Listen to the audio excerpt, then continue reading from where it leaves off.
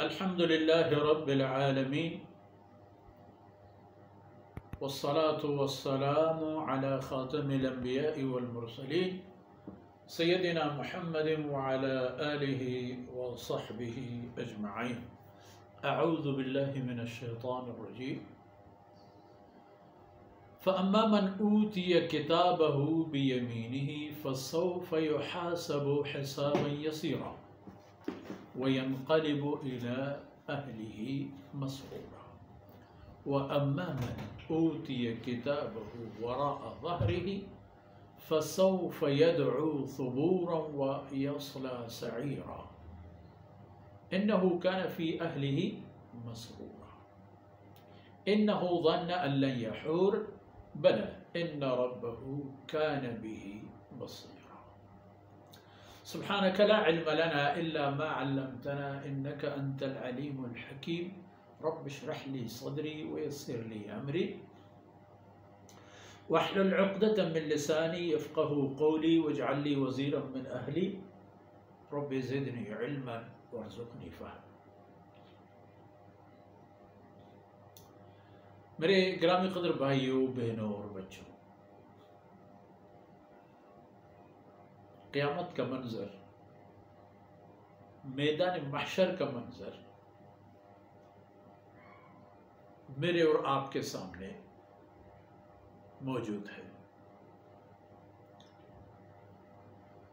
دو باتیں ہیں، دو قسم کے لوگ ہیں، ان کے ساتھ دو طرح کے رد عمل ہیں، دو قسم کے نتائج ہیں، دونوں پر بات ہوگی، دونوں کا تذکرہ موجود ہے. ایک ان لوگوں کا جو راست باز لوگ تھے، سچے اور سچائی کے علم بردار تھے، اور دوسرے وہ آدمی جو ہمیشہ ٹیڑھے پن کا شکار تھے اور الٹے انداز میں چلنے والے، ہر چیز کو الٹی نظروں سے دیکھنے والے. ان کا بھی ذکر ہے، انجام کا بھی ذکر ہے، اسباب کا بھی ذکر ہے کہ ایسا ان کے ساتھ کیوں ہوا. ملاحظہ پر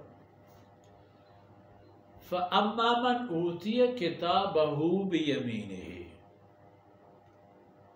اب جس انسان کو اس کے نامہ اعمال دائیں ہاتھ میں تھما دیے جائیں گے، یقیناً ان کے ساتھ احترام کا معاملہ اور مظاہرہ بھی ہوگا. تو عن قریب جب ان سے حساب لیا جائے گا تو یحاسب حسابا یسیرا، ان کے ساتھ محاسبہ ہوگا بہت ہلکے پھلکے انداز میں، خانہ پوری کی حد تک. سخت گیری نہیں کی جاتی ہے، تسامح اور صرف نظر کیا جاتا ہے، اور ان مشقتوں کو نظر انداز نہیں کیا جاتا جو اس نے یہاں پر اللہ رب العزت کے فرمودات پر چلنے پر برداشت کیے تھے. اس کے آنکھیں قابو میں تھی، زبان قابو میں تھا، کان قابو میں تھے، ہاتھ پاؤں اختیار اور قدرت قابو میں تھے. اسے پتا تھا میں طاقتور ہوں، میرے پاس طاقت ہے، اختیارات ہیں، وسائل ہیں، لیکن یہ تو میرے نہیں اللہ کے ہیں. اللہ نے میرے پاس امانت رکھ لیے ہیں، تو میں انہیں ناجائز استعمال کروں گا تو تباہی آئے گی مجھ پر. وہ ڈرتا تھا، ہاتھ اٹھانے پر بھی اسے خوف محسوس ہوتا تھا، قلم لے کے کچھ لکھنے سے پہلے 100 بار سوچتا تھا. حی علی الصلاۃ کو نظر انداز نہیں کرتا تھا. اللہ کے کلام کو صرف اس لیے گھر میں نہیں رکھتا تھا کہ بس بھوت پری اور جنات کا دفاع کر. قرآن اس لیے رکھا ہوا ہوتا، اس کی تلاوت کی جاتی، اس پر عمل کیا جاتا. اور یاد رکھیے، قرآن آپ کی حفاظت اس وقت کر لیتا ہے جب آپ اس کی حفاظت کریں. اللہ کی یہ عظیم الشان کتاب آپ کا محافظ اس وقت بنتی ہے جب آپ اس کے محافظ بن جائیں. سناؤں ایک قصہ. حضرت شیخ عبد العزیز دہلوی رحمۃ اللہ علیہ، شاہ عبد العزیز دہلوی، بہت بڑے نام گزرے ہیں۔ انگریزوں کا زمانہ تھا، انگریزوں کے تسلط کے ادوار تھے، مشن آتے تھے عیسائیت کی ترویج اور تبلیغ کے لیے، تو انواع و اقسام کے انداز میں عامت الناس کو عیسائیت کی تبلیغ کی جاتی تھی، مسلمانوں اور اسلام کو نظر انداز کیا جاتا تھا۔ ایک دن ایک بہت بڑے چالاک پادری آئے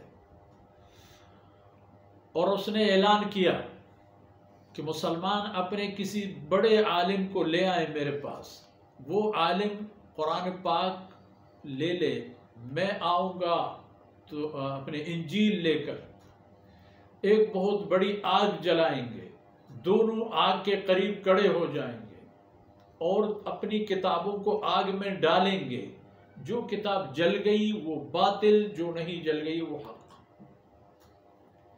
حضرت شاہ عبد العزیز دہلوی رحمۃ اللہ علیہ نے قرآن حکیم کا نسخہ لیا، موقع پر آئے، جو ٹائم ٹیبل فکس کیا گیا تھا اس کے مطابق تشریف لائے، پادری بھی حاضر۔ پادری نے اعلان کیا کہ ہمیں یہ کرنا ہے۔ شاہ صاحب نے کہا ایسا نہیں، آپ کریں گے شاید تو، لیکن ہم ایسا نہیں کریں گے۔ اس نے کہا آپ کیا کریں گے؟ اس نے کہا کہ یہ کریں گے، آپ انجیل کو سینے پہ رکھیں، میں قرآن کریم کو سینے پر رکھوں گا اور دونوں آگ میں کھودیں گے، جو جل گیا وہ باطل، جو نہیں جل گیا وہ حق۔ پادری کی آنکھیں نکل گئی کہ یہ کیا شرط ہے کیا اس نے؟ تو کہتے ہیں کہ وہ پادری میدان چھوڑ کے شکست خوردہ صورت میں واپس چلا گیا۔ تو لوگوں نے کہا حضرت یہ کیا آپ نے؟ اس نے کہا اب تو قرآن کو کیسے آگ میں ڈالتے ہیں؟ ہو سکتا ہے اس نے انجیل کو کوئی اسی طرح کی ایک مواد چھڑکا دیا ہے جس سے شاید وہ نہ جل جائے، اور قرآن کریم تو ہمارے لیے عزت والی کتاب ہے، کس طرح قرآن کو آگ میں پھینک سکیں گے؟ جلے نہ جلے کی کوئی چکر نہیں، ہم تو قرآن کو آگ میں کسی صورت میں نہیں ڈالتے۔ میں قرآن کو سینے میں لگا کے آگ میں کود جاؤں گا؟ قرآن اپنی طاقت دکھا دے گی۔ تو قرآن اس شرط پر رکھو گے اپنے پاس تو آپ کی حفاظت کر لیتا ہے، آپ کی حفاظت کرنے والی کتاب ہوگی پھر یہ کتاب۔ اور صرف اس لیے ہے کہ کوئی بھی اللہ کا حکم بجا نہ لایا جائے اور صرف گھر میں گرد و غبار کو کور کرنے کے لیے نعوذ باللہ رکھی جائے، تو یہ کتاب میرے اور آپ کے کام نہیں آئے گی، اور قیامت کے دن شکایت کرنے والی کتاب ہوگی۔ اما من اوتی کتابہ بیمینہ،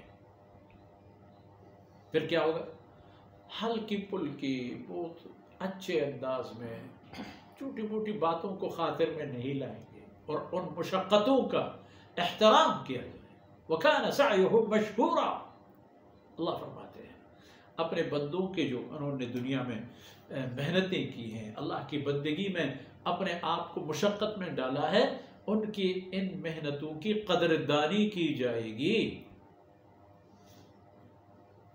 تو یہی حال ہوگا قیامت کے دن، کتاب دائیں ہاتھ میں، نامہ اعمال دائیں ہاتھ میں، احترام کے ساتھ پیش کیے جائیں گے، ان کے ساتھ VIP جیسا سلوک کیا جائے گا۔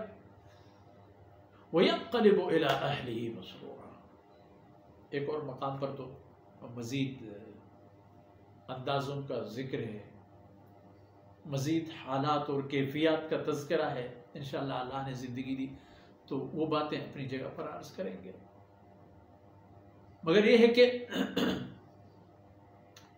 وَيَنْقَلِبُ إِلَىٰ أَهْلِهِ مَسْرُورًا، اور یہ انسان جس کو اس کے نامہ اعمال دائیں ہاتھ میں ملے ہیں، خوش و خرم اپنے کنبے کی طرف واپس ہے، اپنی اہلیہ، بال بچے، باپ ماں، بھائی بہن، ہاں ان کے پاس جائے گا، ان کے ساتھ مل جائے گا، خوشی کا اظہار کرتے ہوئے، بشرطے کہ وہ بھی اللہ کے فرمانبری میں زندگی گزارنے والے ہوں، اور اگر وہ اس سے ہٹ کر ہیں تو وہ قیامت کے دن ملیں گے نہیں ایک دوسرے سے۔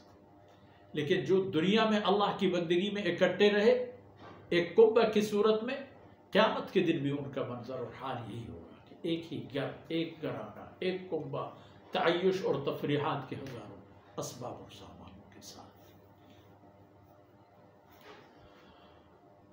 تو چونکہ وقت تمام ہو گیا اور بات ادھوری رہ گئی، تو انشاءاللہ بقیہ باتیں اگلی نشست میں اللہ کی توفیق سے عرض کریں گے۔